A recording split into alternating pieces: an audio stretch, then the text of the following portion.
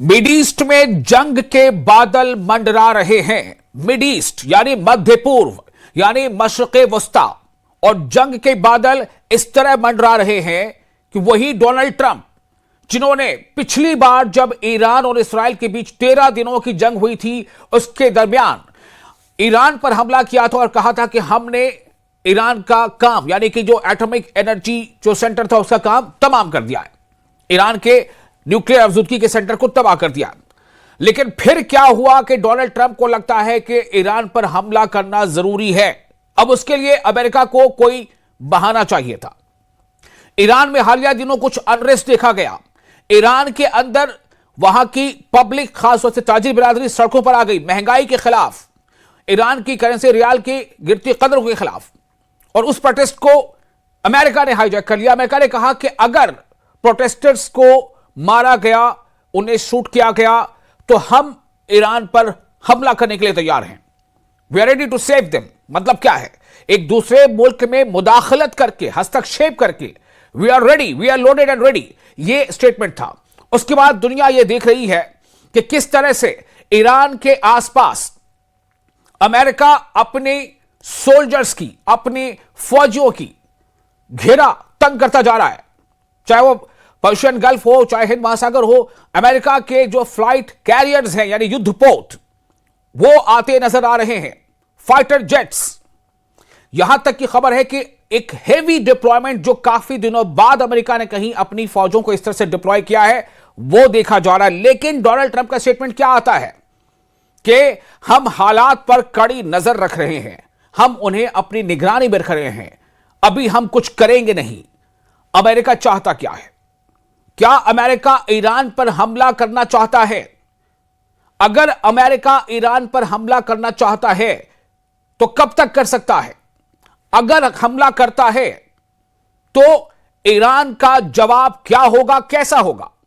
क्योंकि ईरान के जो आला सरबराह है, लीडर है, वो कह चुके हैं कि वी आर ऑल रेडी, हमारी उंगलियां ट्रिगर्स पर हैं। सवाल यह है कि क्या जंग की कोई एक बड़ी वजह है अमेरिका के पास दुनिया को यह बताने के लिए कि अगर जंग होती है, अगर अमेरिका ईरान पर हमले करता है तो आखिर क्यों? कई सवाल हैं। अगर जंग होगी तो क्या यह सिर्फ मिड ईस्ट तक इसका असर होगा? क्या इसके असर से मिड ईस्ट के बाहर के भी लोग, बाहर के भी देश इससे प्रभावित होंगे?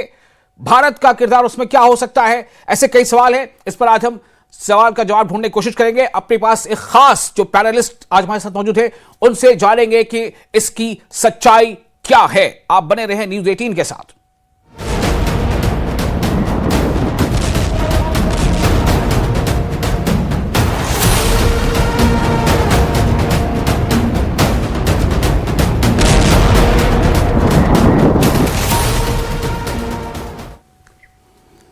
तो आज इस खास चर्चा में शामिल होने के लिए हमारे पास एक खास पैनल मौजूद है। हमारे साथ आज चर्चा में शामिल हो रहे हैं ब्रिगेडियर विजय सागर धीमान, रिटायर्ड डिफेंस एक्सपर्ट हैं। आज इनसे हम जानेंगे कि क्या है इस पूरे हालात की सच्चाई। मोहम्मद अमीन, फॉर्मर डिप्लोमैट, ये हमारे साथ जुड़ रहे हैं, और साथ ही डॉक्टर जाकिर हुसैन जो एक्सपर्ट है मिड ईस्ट अफेयर्स के। सबसे पहले ब्रिगेडियर, मैं आपके पास आना चाहता हूं। मैं चाहूंगा कि आप जरा हमारे दर्शकों को, हमारे नाज़रीन को यह बताएं कि जो फिलहाल स्थिति है वो क्या है। क्या ये जंग के बादल ही हैं जो कभी भी बरस सकते हैं?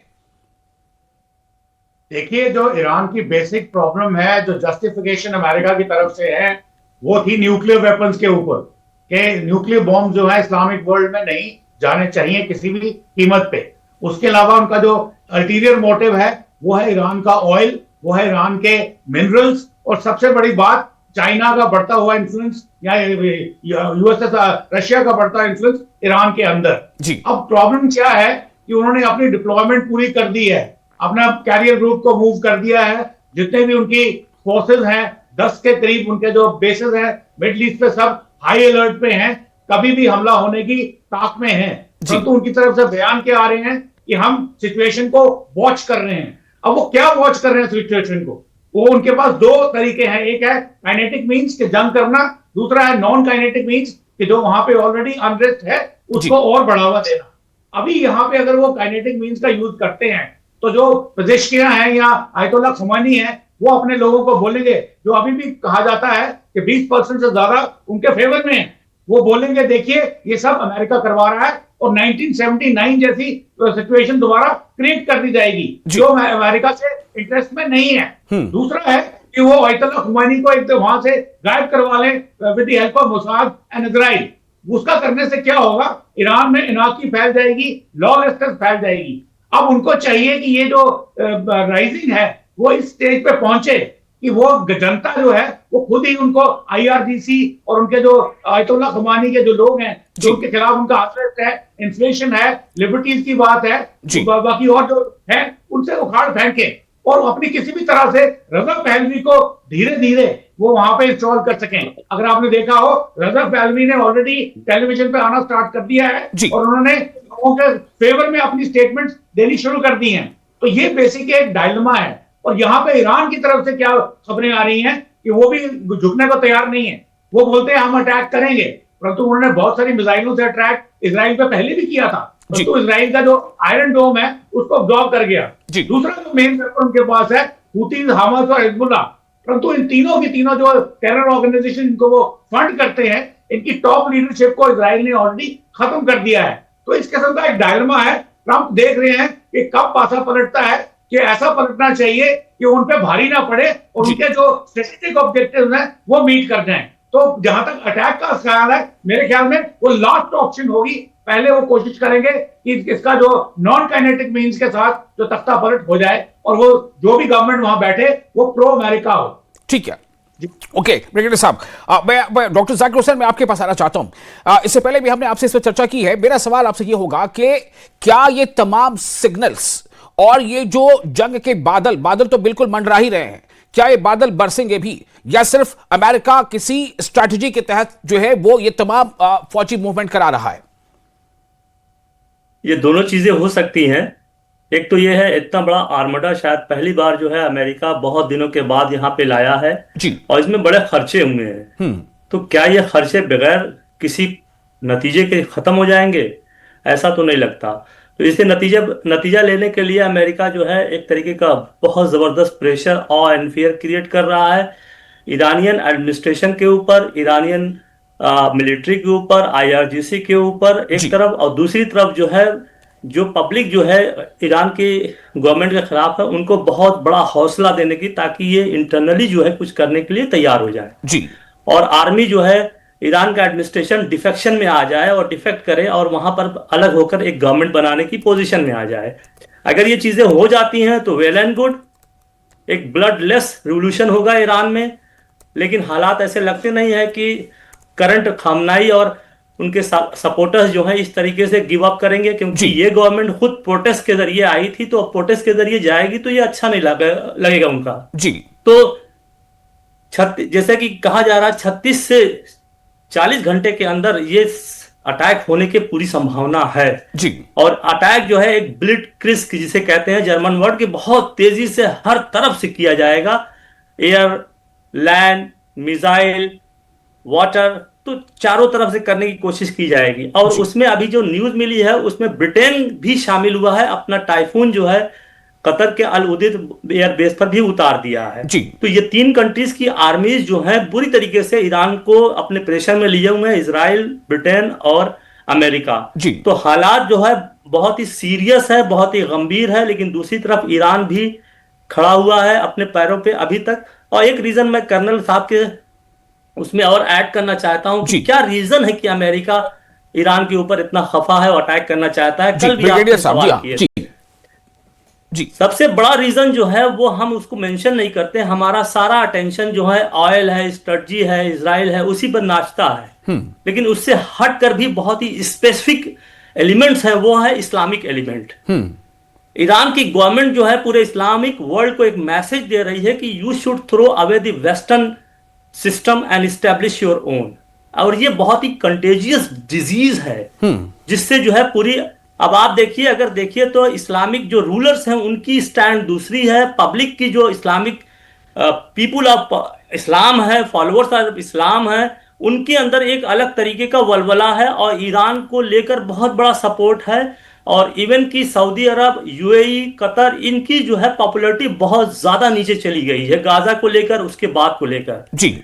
जिस जिस ग्रुप्स को ये लोग जो है टेरर फाइनेंस, टेरर ग्रुप कहते हैं, वो लोग उनको एक as a hero, as a resistance group कहते हैं, जो अपने हक की लड़ाई लड़ रहे हैं।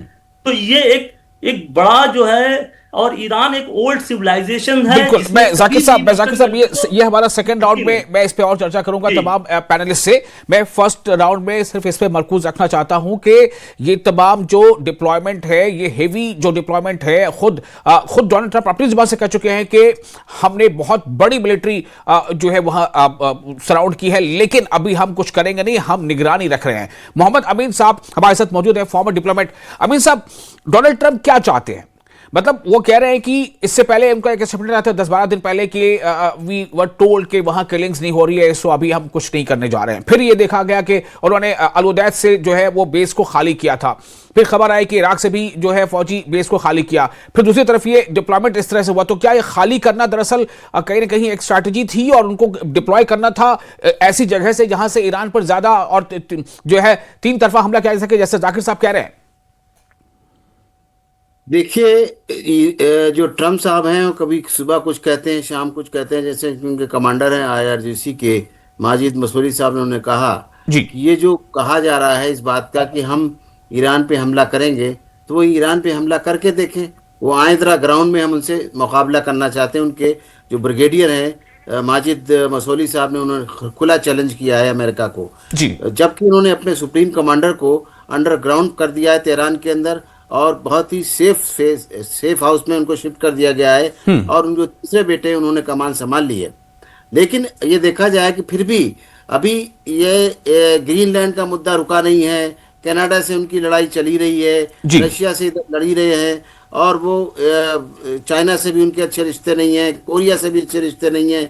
और अभी जो हुआ था फिलिस्तीन वाला, उसमें हमारे ईरान ने जो है उनके अटैक किया था इजराइल के ऊपर, तो इजराइल डोम के ऊपर। तो इसलिए जो है अब देखना होगा कि वहां पे क्या कोशिश बनती है और किस तरह से होता है। जबकि इनका ये कहना है कि उन्होंने फौजें तो आपने बताया कि हटाई हैं, आसपास से हटा ली हैं, लेकिन उन्होंने ये भी कहा है कि हमारा जो जहाज है, वॉरशिप, जो जिसका नाम है अरमोदा, वो वॉरशिप ईरान की तरफ मूव कर रहा है। यानी उनका जो वॉरशिप है कंप्लीट है, वो वार के लिए कोई ज़रूरी नहीं कि कोई और चीज़ चाहिए उसको, कंप्लीट उनका वॉरशिप है। उसके अंदर प्लेन है, उनके अंदर जितने भी औजार हैं, जो लड़ाई के जो इक्विपमेंट्स हैं, वो ब्रिगेडियर साहब के लेकर बताएंगे, उसमें हर चीज़ उनके मौजूद है।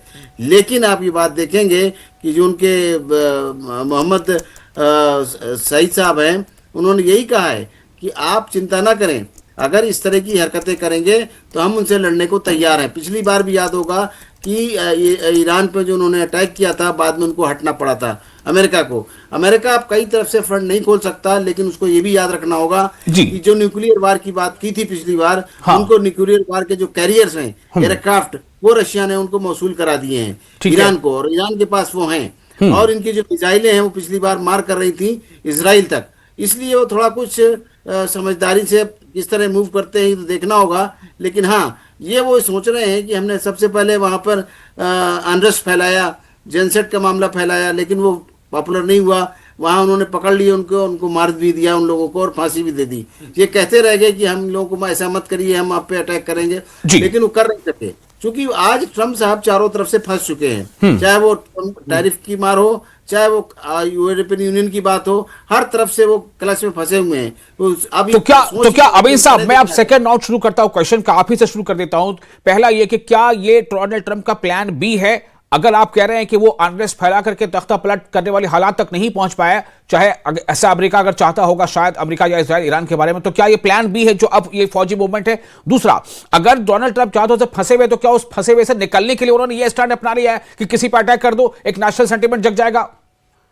नहीं, वो अटैक तो नहीं करेंगे, मैं आपको बता रहा हूँ। सिर्फ वो डराने की कोशिश कर रहे हैं। उनका कई उनके ठिकाने खुले हुए हैं। आप देखिए, ग्रीनलैंड पास भी वार करना चाहते हैं, वहां भी उनकी मूवमेंट चल रही है। उधर कनाडा से अच्छे रिश्ते नहीं है। इधर आप सेंट्रल एशिया में देखिए उन्होंने क्या किया हुआ है। इस तरीके पाकिस्तान में देखा जाए तो जहाँ पे आ जाएगा मसला आपका ईरान का तो है, लेकिन आप देखेंगे कि बीच में जो चीज़ें और आ रही हैं उसमें आप फिलिस्तीन देखेंगे, फिलिस्तीन ज़्यादा इंपॉर्टेंट है, चाहे वो शिया मुस्लिम हो चाहे सुन्नी मुस्लिम हो, जी। दोनों ही मुस्लिम फैक्टर को ज़्यादा तवज्जो देना है। जी। इसलिए आप देखिए कि इन लोगों को अब की बार वो स्पेस नहीं मिल पाएगा जो पिछली बार मिल गया था, जैसे कि यूएई चुप बैठ गया था, आपका जॉर्डन चुप बैठ गया था और इनको अटैक करने दिए थे, या उनके जो ईरान के मिसाइल थे उनको रास्ते में दबोच लिया था, गिरा लिया था और वो नहीं इजराइल तक पहुंच सके थे। अब इजराइल को ज़्यादा फिक्र है अपनी, क्योंकि अगर ये वार होती है तो इसमें इजराइल को सीधे नुकसान होने वाला है। ठीक है, ओके। मैं ब्रिगेडियर विजय सागर धीमान रिटायर्ड आपके पास आना चाहता हूं। ब्रिगेडियर साहब, ये बताएं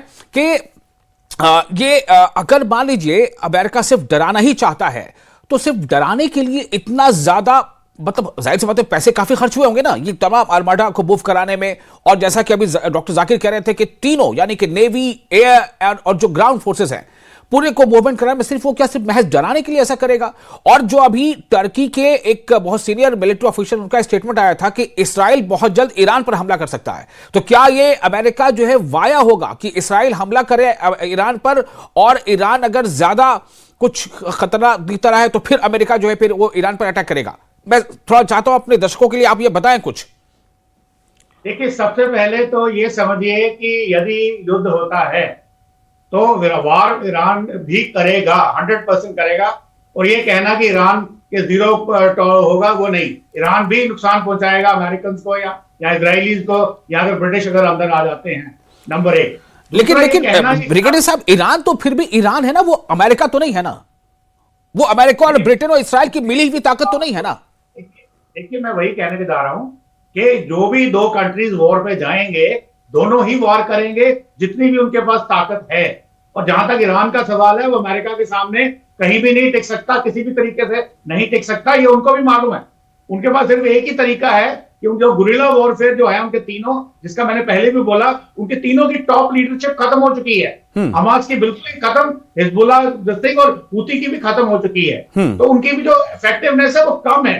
बाकी दूसरा ये कहना कि ट्रंप साहब फंस चुके हैं, मैं इससे सहमत नहीं हूं। ट्रंप साहब, प्रेसिडेंट ट्रंप अपनी हर चीज को प्रॉपर तरीके से चल रहे हैं और वो फर्मली इन कंट्रोल हैं।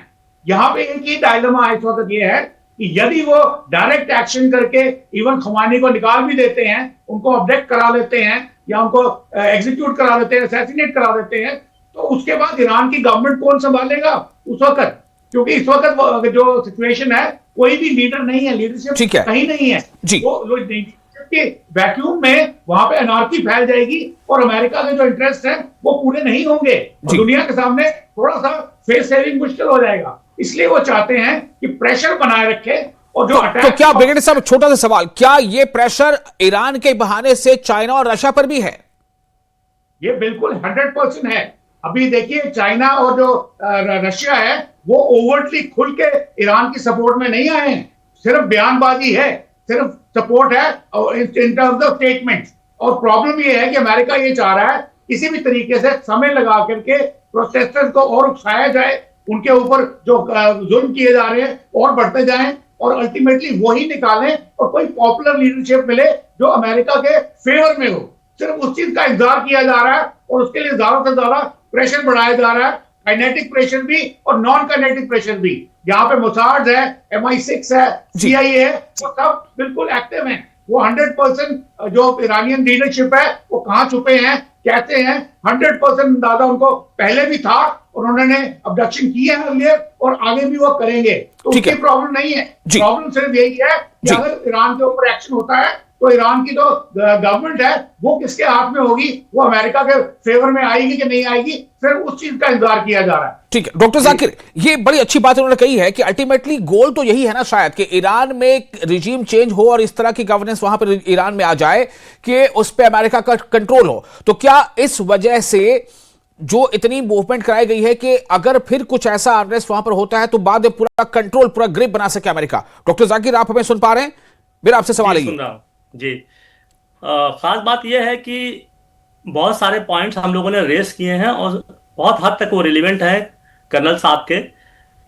मसला यहां पर यह आ रहा है कि ईरानियन गवर्नमेंट झुकने को तैयार नहीं हो रही है despite all show and pressure. ठीक है, क्या यही चीज जो है एक परेशान कर रही है कि ये शायद लड़ाई की तरफ ले जाएगी और 36 से 40 घंटे बहुत ही क्रूशियल है। जी। और दूसरी तरफ हम ये देखते हैं कि ईरान की और तमाम जितने भी फाइटर्स हैं वहां के, लीडरशिप मैटर नहीं करती है जी। लीडरशिप ऑलरेडी जो है लाइफ पाइपलाइन में रहती है, वो सक्सीड करते चले जाते हैं। ये इस्लामिक फाइटिंग फोर्स की, इस्लामिक जो वहां के गल्फ के लोग फाइट करते हैं, उनकी एक स्ट्रेटजी है कि the army does not depend on leader और जनरल। तो आर्मी के अंदर खुद एक इनबिल्ट सिस्टम है, क्योंकि आप देखिए गाजा में जो है उनके लीडर को खत्म कर दिया, आज तक लड़ रहे हैं। हमास के लीडर को खत्म कर दिया, आज तक एग्जिस्ट कर रहे हैं। हुतीस को खत्म किया, आज तक लड़ रहे। They are purchasing time to recoup and reemerge. तो यहां पर ईरान की एक दो कमियों को भी मैं बताना चाहता हूं। उसको मैं, ईरानी कमजोरी नहीं है, बल्कि हमारे ऐसे लोग उसको सोचते हैं। नंबर एक ये है कि ईरान ने उस वक्त हिजबुल्लाह का सपोर्ट नहीं किया जब वो डिमांड कर रहा था जी। शायद ईरान ये सोच रहा था कि अगर उस वक्त हम सपोर्ट करेंगे तो हमारे ऊपर ये कहर टूटेगा और हम बच नहीं पाएंगे, जबकि ये होना था जी। दूसरा ये है कि ईरान जो न्यूक्लियर वेपन को लेकर आज 20 साल से ये लगाए हुए हैं, हम बनाएंगे नहीं बनाएंगे। बनाना था तो बना लेना चाहिए था, नहीं बनाना तो डिक्लेयर कर देते हम नहीं बनाएंगे अपने। लेकिन जाकिर साहब, यहां से आप न्यूक्लियर का आपने जिक्र किया तो मुझे एक सवाल याद आ रहा है कि 48 घंटे वो प्रिपेयर कर सकता है, 24 घंटे प्रिपेयर कर सकता है, इस तरह की भी खबरें कई सोर्सेज से चल रही हैं, ये क्या है? देखिए, अब तक अगर बनाना होता ईरान को बना लेते 48 घंटे 44 घंटे, ये हमें समझ में बात नहीं आती है। हमें वही चीज नजर आ रही है कि जैसे सद्दाम हुसैन को लोग ग्लोरीफाई कर रहे थे कि ये कर देगा वो कर देगा। खबजी में एक मिसाइल भी मारा तो पूरी दुनिया हंसने चीयर अप करने लगी। तो खासकर ईरान के साथ भी यही हो रहा है। ईरान कितना लड़ेगा, कितना डिस्ट्रॉय करेगा, क्योंकि these forces are very committed and rest of the world is just watching. जैसे कि वर्ल्ड इकोनॉमिक फोरम में कनाडा के प्राइम मिनिस्टर कार्ने ने कहा कि ये दुनिया जो है, ये सिस्टम अब बिल्कुल टूट रहा है, इसको बचाने में न लगे, बल्कि मिडिल पावर जो है एक साथ मिलके एक दूसरे की सपोर्ट करके आगे बढ़े और ये कॉर्सिव पावर को हटाएं यहां से जी। तो ये हो ही नहीं रहा है। आप देखिए कि टर्की भी बैठा हुआ है, 14 लोग जो है, 14 मुस्लिम कंट्रीज जो है बोर्ड ऑफ पीस को। जाकिर साहब एक छोटा सा सवाल, और वक्त थोड़ा सा अब कम होता जा रहा है। रशिया और चाइना को लेकर बहुत कुछ चलता रहता है खबरों में, मतलब वो चाहे अफवाह है, गॉसिप है कि रशिया सपोर्ट में है, चाइना सपोर्ट में है, उसने 16 बड़े अपने जो है एयरक्राफ्ट कैरियर भेज दिया, मतलब वो एरोप्लेन भेज दिया, क्या क्या बहुत सारी चीजें हैं, इसकी कुछ हकीकत है? ऐसा कुछ नहीं है कि कोई आम सप्लाई वगैरह थोड़ा मोड़ा किया है। मेजर सपोर्ट जो चाइना जो कर रहा है वो स्पेस में कर रहा है, वो डेटा डिलीवरी में कर रहा है, जिससे ईरान की जो है मिसाइल्स की जो है हिटिंग कैपेसिटी और टारगेटिंग जो प्रिसीजन टारगेटिंग बहुत बड़ी है, जो 12 दिन के वार में दिखाई दी थी जी।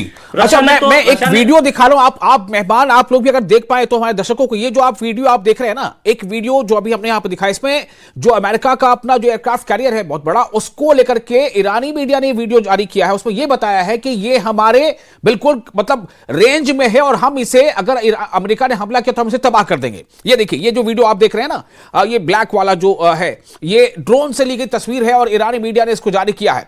ये तस्वीर ये अमेरिका के उस एयरक्राफ्ट कैरियर की है जो पर्शियन गल्फ में है, और उसके बारे में ये बताया जा रहा है कि हमारे रेंज में ये है, हम अगर अमेरिका ने कोई ऐसी गलती की तो हम इसे टारगेट करेंगे और इस डेक पे जितने भी ये जेट्स हैं या हेलीकॉप्टर्स हैं उनको निशाना बनाएंगे।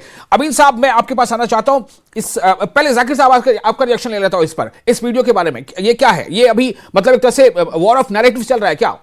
देखिए, दो चीजें हैं। ऐसे कहा जा रहा है कि चाइना ने शायद जो है इनके नेवल कैरियर को ब्रेक करने का मिसाइल दिया है, क्योंकि चाइना, ये जो अब्राहम आया है वो इंडो पैसिफिक से चल के आया है। तो चाइना के सामने भी एक चैलेंज है कि इनके नेवल कैरियर को किस तरीके से हेज किया जाए, किस तरीके से ब्रेक किया जाए, तो वो मिसाइल कैपेबिलिटी ईरान को दे सकता है। दूसरा यह है कि ईरान की जो स्पेस प्रोग्राम है वो भी बहुत इफेक्टिव है, लेकिन फिर क्या, मतलब अभी कुछ समझ में बात नहीं आ रही है कि ऊंट किस करवट बैठेगा। बिल्कुल ब्रिगेडियर साहब, आपसे भी ये सवाल मैं करूंगा इसी बारे में। ये जो वीडियो फुटेज जारी किया और ये जो धमकी दी गई कि अगर अमेरिका ने हमला किया तो हम इसे तबाह कर देंगे जी। फर्स्ट ऑफ ऑल, अगर आपका जो मैं वीडियो देख रहा हूं जी, इसमें मुझे ये क्लियर नहीं है कि ये जो एयरक्राफ्ट कैरियर है ये कौन सा है और कहां पे है। और अगर ये मान लें कि चाइना ने सैटेलाइट इमेजरी करेक्ट दी भी है और वो रेंज के अंदर है भी है, तो भी मैं आपको ये यकीन दिलाता हूं कि अगर चाइना के पास स्पेस कैपेबिलिटी है, रशिया के पास स्पेस कैपेबिलिटी है जो ईरान के फेवर में आती है, अमेरिका के पास स्पेस कैपेबिलिटी उससे भी ज्यादा है।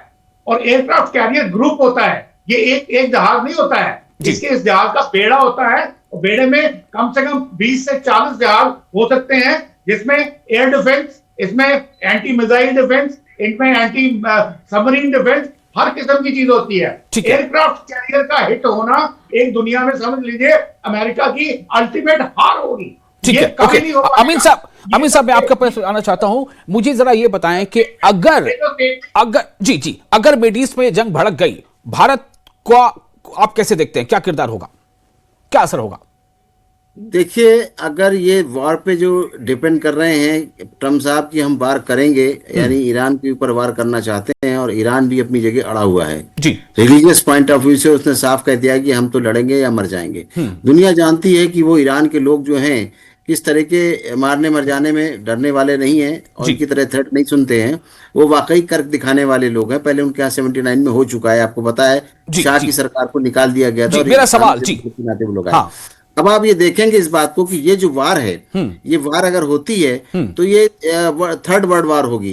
ये इसका मूवमेंट है, मैं आपको आज बता रहा हूँ। क्योंकि इसमें देखिए, ये अभी खामोश बैठे हैं, चाहे वो रशिया हो चाहे वो चाइना हो, स्टेटमेंट दे जरूर रहे हैं, लेकिन वो अपने रीजन में अमेरिका को घुसने नहीं देना चाहते। हमारा इंडिया भी नहीं चाहेगा कि हमारे रीजन में घुसे। वो चाह रहे थे, आपको याद होगा, इससे पहले कुछ दिन का मैं रिकलेक्ट करूंगा मेमोरी को, कि अफगानिस्तान के अंदर जो उनका बना हुआ है एयरबेस, उसको लेने की उन्होंने क्लेम करने की कोशिश की थी, जिसको रशिया ने बनाया था। वो भी नहीं क्लेम का मना कर दिया। और अब इस तरह से मजबूत करने की कोशिश कर रहे हैं, लेकिन वो इस रीजन में घुसने के लिए बहुत दूर है उनके लिए। ठीक है, वार पेड़ा भेज दिया उन्होंने, लेकिन ये कंट्रीज भी कम नहीं है कि अपने एशिया के अंदर उनको घुसने देंगे किसी हाल में। नहीं तो वो किसी में भी कब्जा कर लेंगे। ये कोई वेनेजुला नहीं है कि वहां के प्रेसिडेंट को गए और हथकड़ी डाल के ले आए वहां पे, या ग्रीनलैंड नहीं है जहाँ पे आदमी नहीं रहते। ये वो जगह है जो लोग ने हमेशा, मतलब आप कह रहे हैं ग्रीनलैंड नहीं है, रेड लैंड है।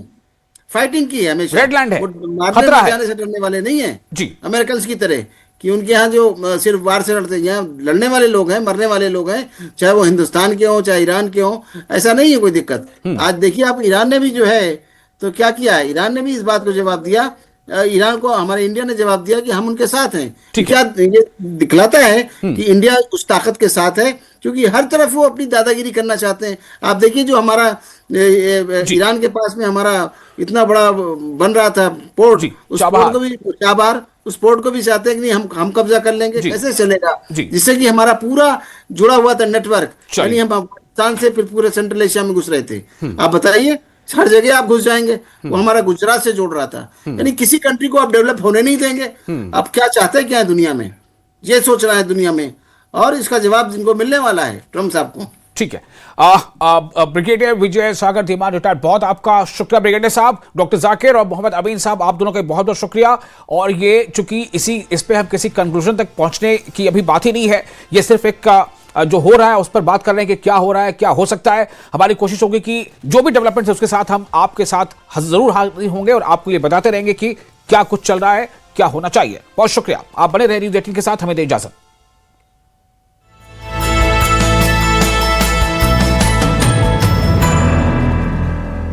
मोदी के मन की